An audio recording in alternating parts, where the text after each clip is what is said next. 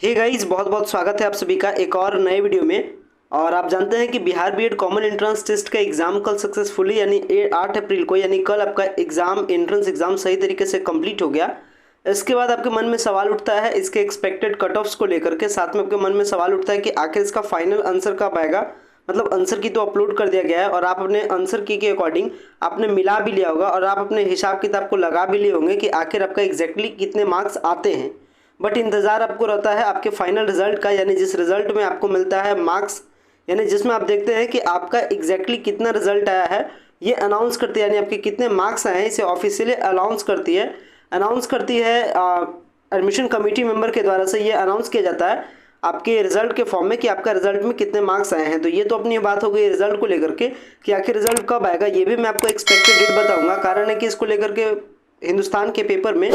पूरी अच्छी खासी कवरेज की गई है कि आखिर ये जो बिहार बीएड जो कॉमन एंट्रेंस टेस्ट का जो एग्जाम कंप्लीट हुआ है कल, इसके एक्सपेक्टेड क्या कट ऑफ रह सकते हैं, साथ में मिनिमम क्वालिफाइंग मार्क्स क्या रह सकते हैं, मतलब कितने आपके मार्क्स आते हैं तो आप बीएड के एंट्रेंस एग्जाम को क्वालिफाई कर जाते हैं। ये भी मैं आपको बताऊंगा, एक्सपेक्टेड कट ऑफ बताऊंगा, साथ में ये भी बताऊंगा कि कितने स्टूडेंट्स ने कल एग्जाम दिए, यानी क्या है आपका सीट का रेशियो और क्या है कंपटीशन का रेशियो, ये भी बात के बारे में डिस्कस करेंगे। सो गाइस चलिए वीडियो को स्टार्ट करते हैं, जानते हैं ये तमाम सारे जो इन्फॉर्मेशन जो निकल करके आने चाहिए वो तमाम सारे डिस्कशन के बारे में स्टार्ट करते हैं। उससे पहले अगर आप चैनल पर पहली बार विजिट किए तो चैनल को जरूर सब्सक्राइब कीजिएगा ताकि प्रॉपर अपडेट आपको मिल सके नेक्स्ट टाइम। अगर आपको वीडियो पसंद आता है वीडियो को लाइक कीजिएगा। सबसे पहले मैं आपको लेकर के चलता हूँ डायरेक्टली पेपर के कटिंग पे, बट मैं आपको उससे पहले बेसिक बात बताता हूँ कि जो Bihar BEd common entrance test का जो टेस्ट कंप्लीट हुआ कल, उसका जो आपका आंसर की है, आंसर की को सारे सेट के आंसर की को अपलोड कर दिया गया है। यहाँ आपको अपडेटेड वाले सेक्शन से मिल भी जाता है। और अगर अभी तक आपने अपना हिसाब किताब नहीं देखा है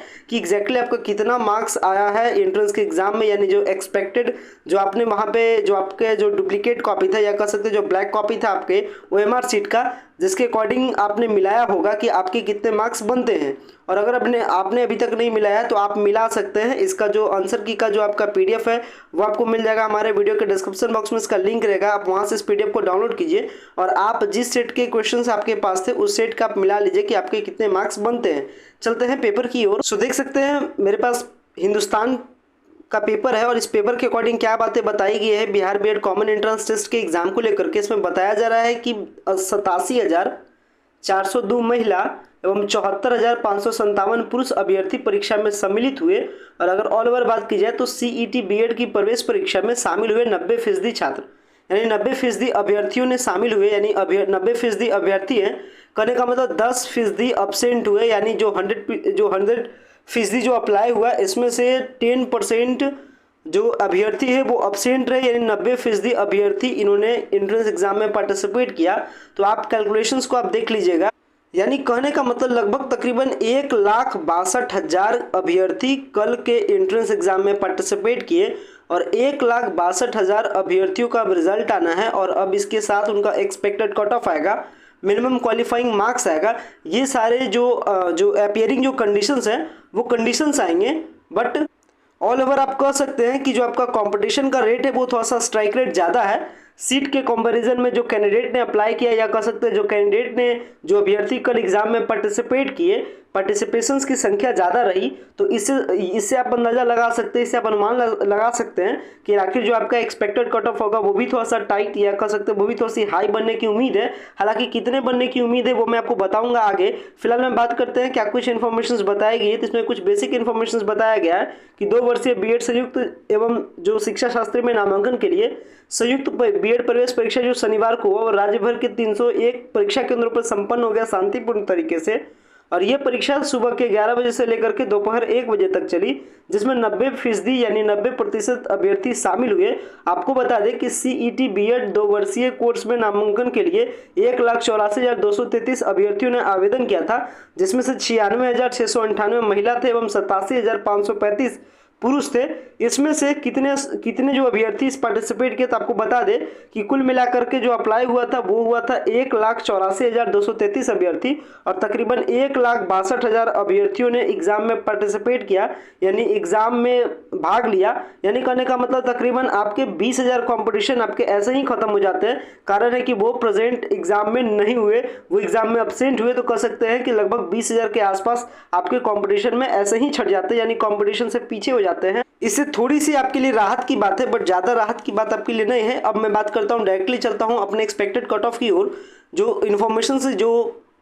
जो एक्सपेक्टेड कट ऑफ का जो सीरीज है, चलिए मैं आपके लिए एक्सपेक्टेड कट ऑफ की सीरीज के बारे में बात करता हूं, क्योंकि अब ज़्यादा इंतजार आपको करने की ज़रूरत नहीं है। अगर मैं आपको बात करूं रिजल्ट के बारे में, तो रिजल्ट यूनिवर्सिटी अभी डेट को अनाउंस नहीं किए, बट उम्मीद है कि 8 से 12 दिनों के अंदर अंदर इसका रिजल्ट आ जाएगा, ताकि जो एडमिशन का प्रोसेस है वो ऑन द टाइम पे कंप्लीट हो सके और सेशन अपने टाइम पे आ सके। क्योंकि बहुत सारी यूनिवर्सिटीज़ है जो अभी पीछे चल रहे हैं, उनका सेशन पीछे चल रहा है, बीएड का सेशन पीछे चल रहा है, और लगातार राज्यपाल यानी जो वीसी साहब है, यानी जो आपके चांसलर है, चांसलर का लगातार वीसी पे सारे जितने भी सारे यूनिवर्सिटीज है, सारे यूनिवर्सिटीज़ के वीसी पे प्रेशर है कि आप अपने सेशन को ऑन द टाइम में मेंटेन करें। तो इस कोर्सेज में, यानी यूनिवर्सिटी के कोर्सेज में बीएड भी एक कोर्स है, और बीएड में एडमिशन्स के लिए जो प्रवेश परीक्षाएं हुई उसको ऑन द टाइम रिजल्ट आना चाहिए, ताकि वो आपका जो ऑन द सेशन है वो सेशन अपने पटरी पर आ जाए और आगे चल करके सेशन भी अपने पटरी पर कंप्लीट हो। चलिए बात करते हैं, मैं बात करता हूँ मिनिमम क्वालिफाइंग परसेंटेज को लेकर के।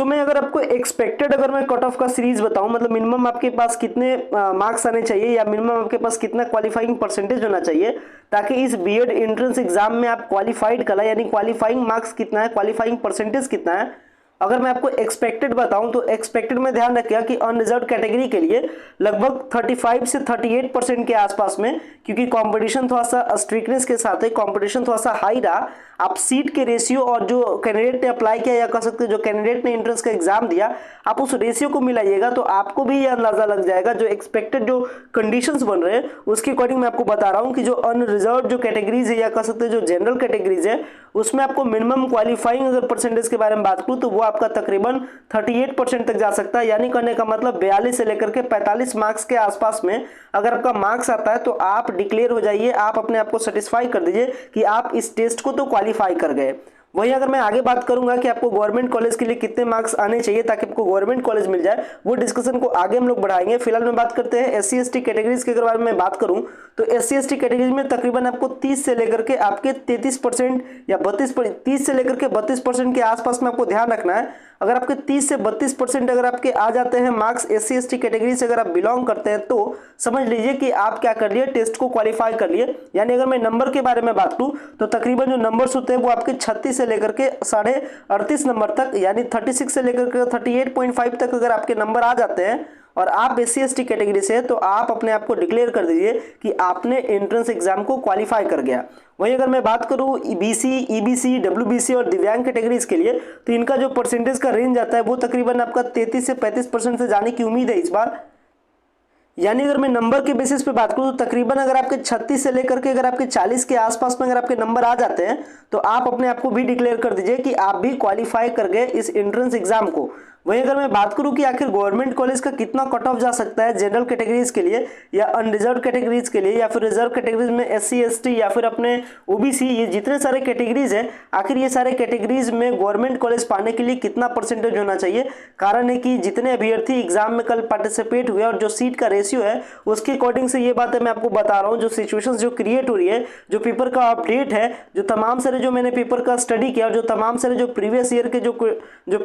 के जो फर्स्ट कट ऑफ का जो सीरीज रहा एग्जाम होने के बाद, तो जो एक्सपेक्टेड सिचुएशंस है मैं उसके अकॉर्डिंग बता रहा हूँ। प्रेडिकेशंस के बारे में आपको बता रहा हूँ। लगभग 95% चीजें यही इसी के अकॉर्डिंग होगा। थोड़ा बहुत आगे पीछे हो सकता है, एक आध दो नंबर का आगे पीछे हो सकता है, ज्यादा डिफरेंस आपका होगा नहीं। अगर मैं आपको गवर्नमेंट कॉलेज के बारे में बताऊं, उसमें मैं बात करूँ टॉप गवर्नमेंट कॉलेज के बारे में, यानी जो सब कोई एक्सपेक्ट करते हैं, जो सब कोई चाहते हैं कि मुझे ये बेस्ट गवर्नमेंट कॉलेज मिले, ऐसे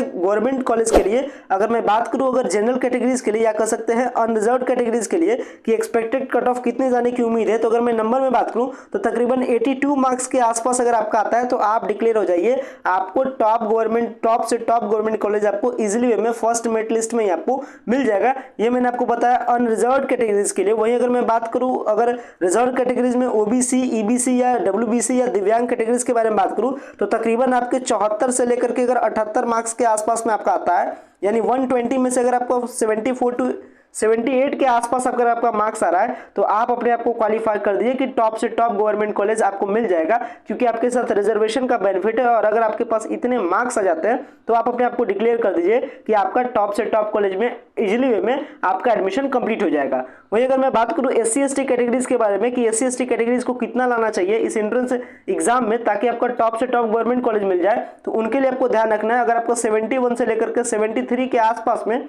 अगर आपके पास मार्क्स आ जाते हैं, आंसर की से मिलाने के बाद अगर आप देख लेते हैं कि आपके मार्क्स 71 से 73 के आसपास आ गया है, तो आप ये कंफर्म हो जाइए कि आपका भी टॉप से टॉप गवर्नमेंट कॉलेज आपको इजीली वे में मिल जाएगा। हालांकि कुछ कॉलेज में थोड़ी सी कंपटीशन ज्यादा है, क्योंकि वैसे कुछ कॉलेज है जहां सबको एडमिशन लेना चाहते हैं, जैसे पटना के कुछ टॉप कॉलेज है, कुछ दरभंगा के टॉप कॉलेज है, तो ये सारे कॉलेज में थोड़ा बहुत जो कट ऑफ है उसको लेकर के आगे पीछे भी रह सकती है। बट जो नॉर्मल रेंज का जो कह सकते हैं जो टॉप कॉलेज है जिसकी डिमांड लगभग as compare to high demand college के कंपेयर में थोड़ी सी कम है, उसके लिए जो कट ऑफ होनी चाहिए वो मैंने आपके साथ डिस्कस किया। बाकी 1-2 नंबर का आगे पीछे होगा, इससे ज्यादा नंबर का अंतर होने की उम्मीद नहीं है। जो सारी सिचुएशंस क्रिएट हुई थी सारे सिचुएशंस के अकॉर्डिंग मैंने डिस्कस किया, तो आशा करते हैं ये जो आपका जो क्वालिफाइंग जो मैंने मार्क्स बताया और जो मैंने आपको एक्सपेक्टेड फर्स्ट कट ऑफ बताया अपने टॉप से टॉप कॉलेज के लिए, इतने मार्क्स के आसपास में अगर आपके आते होंगे तो आप अपने आप को डिक्लेयर कर लेना कि आपका एडमिशन तो हो ही जाएगा टॉप से टॉप कॉलेज में भी। हालांकि आपने जो अपना एंट्रेंस एग्जाम दिया है उसका एटलीस्ट आप जरूर अपने आंसर की से आंसर मिलाएं, अगर आप नहीं मिलाएं तो जरूर मिला लीजिएगा ताकि आपको आइडियाज अभी ही लग जाए कि आपको टॉप कॉलेज मिलेगा या आपको मॉडरेट कॉलेज मिलेगा या लो ग्रेड का कॉलेज मिलेगा। जो भी मिलेगा आप अपने जो कंडीशंस है कंडीशंस के अकॉर्डिंग आप अपने को डिक्लेयर कर सकते हैं। ये जो सारी सिचुएशंस बन रही थी सिचुएशंस के अकॉर्डिंग मैंने बात किया, तो आशा करते हैं कि वीडियो आपको पसंद आया होगा। वीडियो को एंड करते हैं। Thanks a lot for watching this very important video.